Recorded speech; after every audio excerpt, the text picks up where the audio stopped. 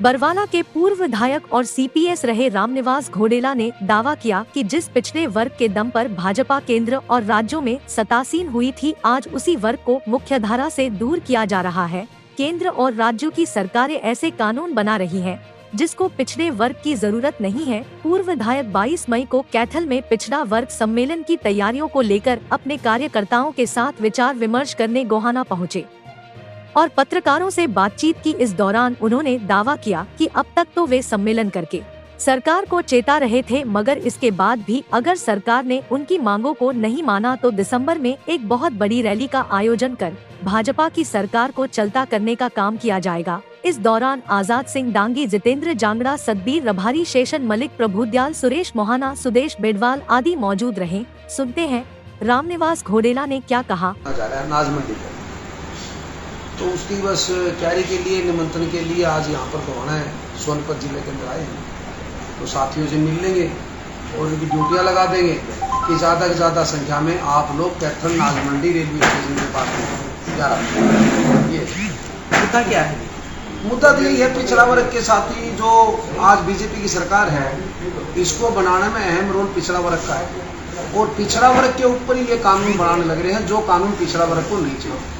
बार बार हम सम्मेलन कर रहे हैं, सम्मेलन का माध्यम से हम सरकार को चेता रहे हैं कि सरकार टेम रहते हुए सही सोच ले, नहीं तो देखो सरकार का जाने का समय है।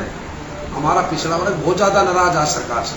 किस कानून की बात करें? कानून तो एक तो क्रिमिनल का मामला है, बहुत बड़ा मुद्दा है। इसमें हमारे बहुत बच्चे हैं जो वंचित रह रहे हैं। जो पिछड़ा वर्ग का कानून बाबा साहब ने हमारे को दिया, उसको ये धीरे धीरे खत्म करने जा रहे हैं।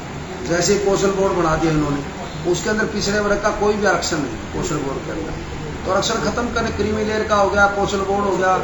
एक जातीय जनगणना है, हमारी सरकार में शुरू कराया था कानून बनाने का, परंतु इन्होंने बंद कर दिया बिल्कुल। जातीय जनगणना का मुद्दा है। एक 27% आरक्षण का क्लास 1-2 के अंदर है, जो कि हमारी सरकार में हुड्डा साहब ने 10 से बढ़ाकर 15 किया था। इन्होंने कुछ नहीं किया। आज 9 साल हो गए, वोट भी हमारे लिए करे अभी कुछ नहीं। 27% का एक बैकलॉग नौकरियों का है और भी अनेक सारे मुद्दे हैं। सीटेट का मुद्दा है बच्चों का। एक पंचायतों के अंदर जैसे कि इन्होंने 8% दिया है, 27% चाहिए हमारे को, तो वो भी एक मुद्दा है। तो ये सारे मुद्दे हम ले रहे हैं। हमारे से भिन्न प्रकार के संगठन मेरे से मिले थे, हमारे को बात रखी थी, तो उन्हीं को लेकर चल रहे हैं। हम सरकार को फिर कह रहे हैं कि सरकार का 1 साल का समय है, सरकार हमारी बात को माने, नहीं तो हम फिर दिसंबर के अंदर पूरा हरियाणा की एक बहुत बड़ी रैली हम हिसार के अंदर करेंगे और वहां पर हम विपक्ष को बुलाएंगे।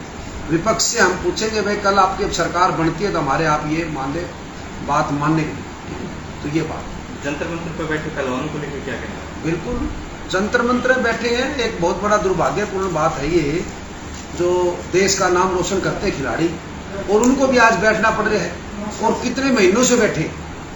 इसी तरह जैसे कि हमारे खेल मंत्री को आरोप लग रहे हैं।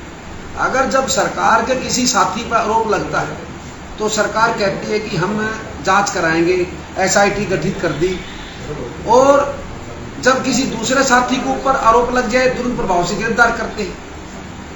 तो देखो सरकार की करनी और कथनी में अंतर है। चाहे जंतर मंत्र की बात करें, चाहे हरियाणा के खेल मंत्री की बात करें, ये सरकार कुछ नहीं करने वाली।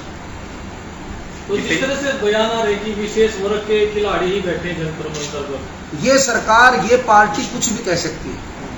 वहां पर विशेष वर्ग की बात नहीं है। खिलाड़ी कोई विशेष वर्ग का नहीं होता, सैनिक कोई विशेष वर्ग का नहीं होता। जब कोई देश का नाम रोशन करता है खिलाड़ी, जब तो मुख्यमंत्री जी स्पेशल बात करते हैं, प्रधानमंत्री जी स्पेशल बात करते हैं, टेलीफोन का माध्यम से बधाई देते हैं, तब नहीं कहते कि विशेष वर्ग के खिलाड़ी, हम इनको बधाई नहीं देंगे। खिलाड़ी और सैनिक कभी विशेष वर्ग का नहीं होता, ये देश के लिए होता है।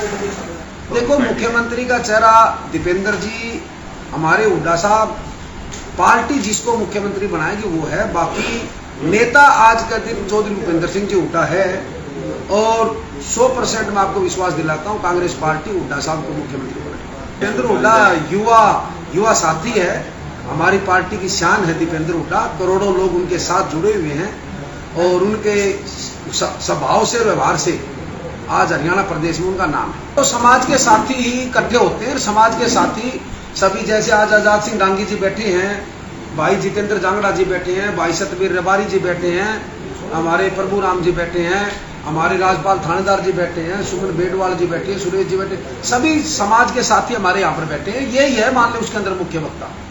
हम पार्टियों को किसी को नहीं बुला रहे, ना किसी पार्टी का निशान होगा, ना झंडा ना डंडा, कोई पार्टी का नेता नहीं होगा। सभी समाज के क्षत्रिय बिरादरी के साथी उसके अंदर भाग लेंगे और सभी पार्टियों के लोग उसके अंदर आएंगे। आप अपनी बात रखेंगे और पार्टी को तो हम तब बुलाएंगे जब ये सरकार हमारी बात को नहीं मानेगी। दिसंबर के अंदर हम इशारे बुलाएंगे। ये 22 मई को कैथल के अंदर नाजमंडी रेलवे स्टेशन सुबह 11 बजे हमने फतेहबाद प्रोग्राम किया। जब गुवाहाटी की डेट रखी तो इन्होंने पिछड़ा वर्ग आयोग का गठन किया। फिर हमने जैसे ही भिवानी के अंदर रैली करी तो उसके अंदर पिछड़ा वर्ग आयोग का गठन करके पंचायतों में 8% का आरक्षण आपको दिया। परंतु ऐसी बात नहीं है, जब जनता इकट्ठी होती है तो सरकार का दर्द जरूर होता है। ये पिछड़ा वर्ग का योगदान तो है सरकार को लाने में। जब पिछड़ा वर्ग नाराज होने लग रहा है, सरकार को पता भी इस बात की, तो सरकार जरूर 2 मिनट के लिए सोचे, नहीं सोचे तो सरकार को चलता करेगी। पिछड़ा वर्ग एकजुट करने में मेरा अकेला कोई रोल नहीं है। जब किसी का दर्द होता है तब हर वर्ग इकट्ठा होता है। किसानों के ऊपर कानून थोपा, सभी किसान, लाखों किसान, भिन्न भिन्न प्रकार के संगठन सारे एक हुए। हमारे समाज में भी अनेक प्रकार के संगठन है। इस जो सम्मेलन हम करते हैं इसके अंदर सभी संगठन इकट्ठे होते हैं और जब कोई दर्द करता है तो इकट्ठे भी होते हैं।